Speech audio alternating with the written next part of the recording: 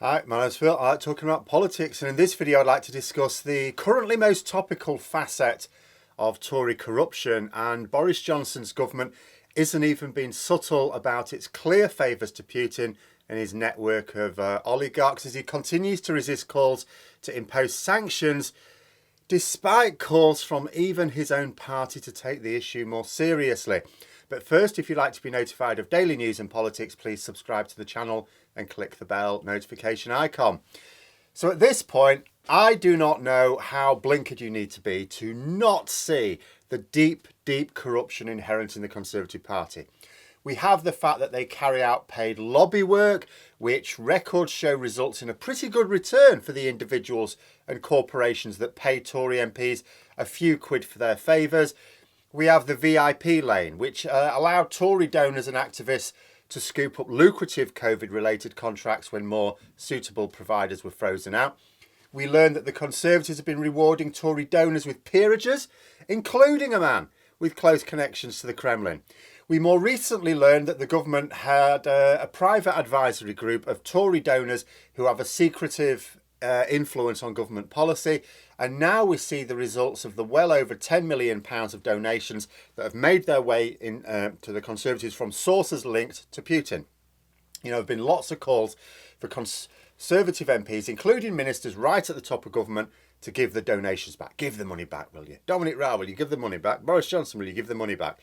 I've not been one of the ones calling for this, and I'll tell you why. What's the point? It's not the donations that are the chief problem. It's the favours granted in return. Like, political donations are supposed to be to help fund a project that you believe in, not an investment for future favours granted corruptly to you by the government of the day. For example, let's say a particular business owner believes that a Conservative government is best for them. If they want to donate to the Conservative Party and then that's it, no expectation of personal favours, it's just I believe in your policies, okay. But when you're saying, oh, I'm going to give you £20,000, can you give me a £4 million public contract? Yeah, sure. No, that's corruption. And how much worse is this corruption when it not only means an unfriendly government is influencing your politics, but one that is ramping up war crimes against a peaceful nation and is about to begin the worst of all, genocide. And the government are not even being subtle about whose side they're on. First of all, they're a small but noticeable side. A number of Tory ministers keep using the Russian spelling of Kiev. Now, I'll grant you, most people wouldn't know, to be fair. If I was to ask people on the street, they really wouldn't know. You know, like we have chicken Kiev in the shops, and people will spell it that way quite innocently. They don't mean any harm, they just don't know. But anyone who keeps themselves informed of current affairs will know. By now, you will definitely know. And government ministers are absolutely kept informed of current affairs, no matter how ignorant they may appear. Even the Tory press are spelling it the Ukrainian way, so there's no excuse. It's deliberate. Then there is the name of the country itself, Ukraine. It's been Ukraine ever since the Iron Curtain came crashing down and it emerged once again as a free nation. It was called the Ukraine during the Soviet occupation. It's noticeable that certain people, like Priti Patel and Nigel Farage, though not isolated to them, keep calling it the Ukraine. Even weeks later, even after being told several times that this is incorrect, they continue to use the term that Putin would use. They're not even trying to be careful about whose side they are on. But the biggest indicator of all is how our sanctions are so weak and slow coming compared to other countries.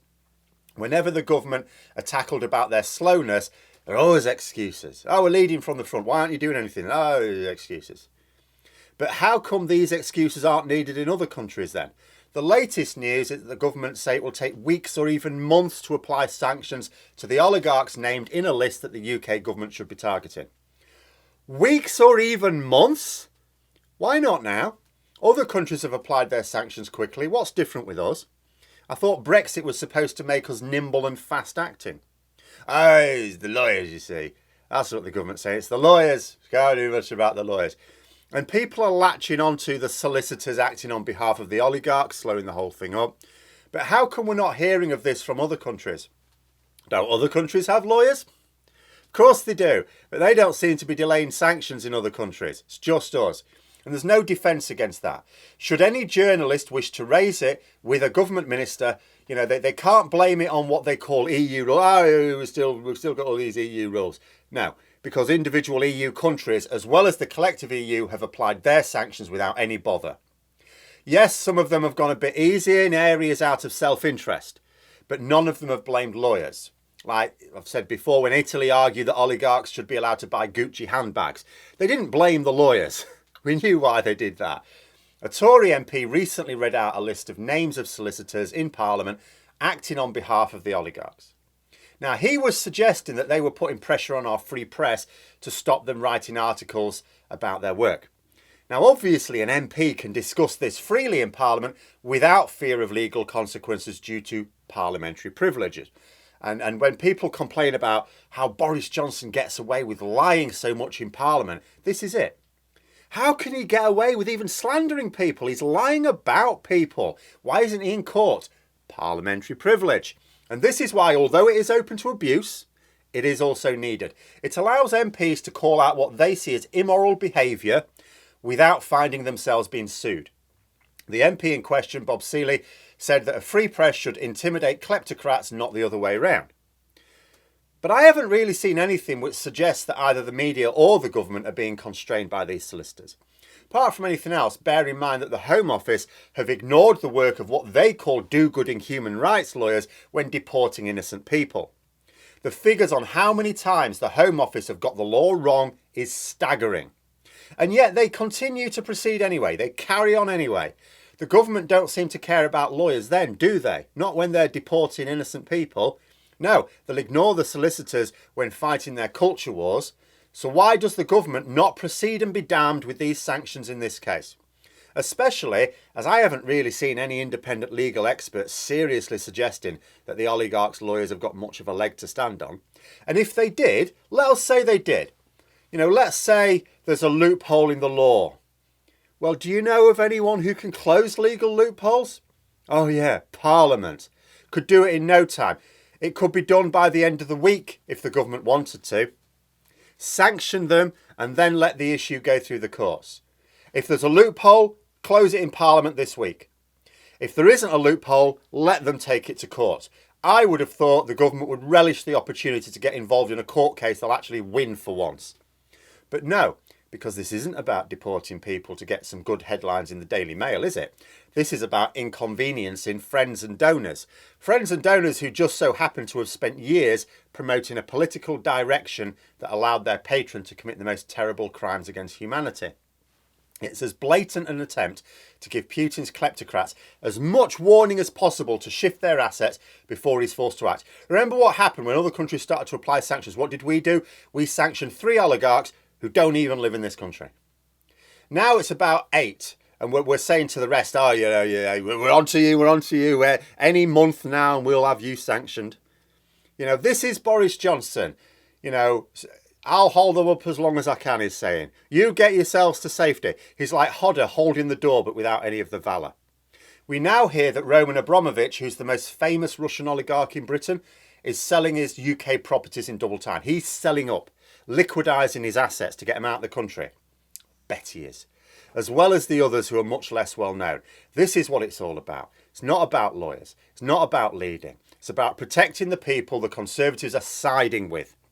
And I mean almost all Conservatives, because I accept that there are some Tory MPs who are genuinely aghast at the fact we are pretending to stand with Ukraine, but are in reality working against the international pressure being applied on Putin. Some have even been noble enough to speak out clearly about the subject.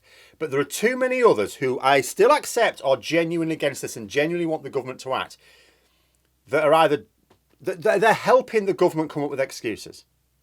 Don't blame solicitors. Yes, you can argue that they have a choice to represent oligarchs or not. It has been pointed out by a legal commentator, David Allen Green. Barristers don't get a choice who they represent. Solicitors do. So, you could say these solicitors could have decided not to represent these oligarchs and not represent this cause. Name and shame them if you like, fine, no problem. But don't divert the blame from the government, otherwise you're just helping them to help Putin. And this is too important because it's not just political. It is political, but it's not just, it's humanitarian as well. We need maximum pressure to be brought to bear on those who can take away Putin's power. I'm not sure there's any pressure possible to make Putin pull back here, but one man cannot plunge us into World War III alone. That takes others to stand by and allow the evil the room to manoeuvre. Deny them that room. And when this is all over, I shall keep returning to the main facets of Tory corruption, because we are not much different to Belarus, really. We just do it the other way around.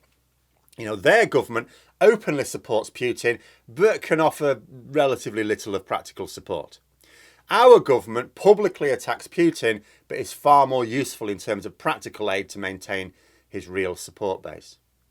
But those are my thoughts. Let me know yours in the comments below. I hope you found the video interesting. If you did, don't forget to click the like button. And if you'd like to support the channel further, please also click the Patreon link for details. And until next time, I'll see you later.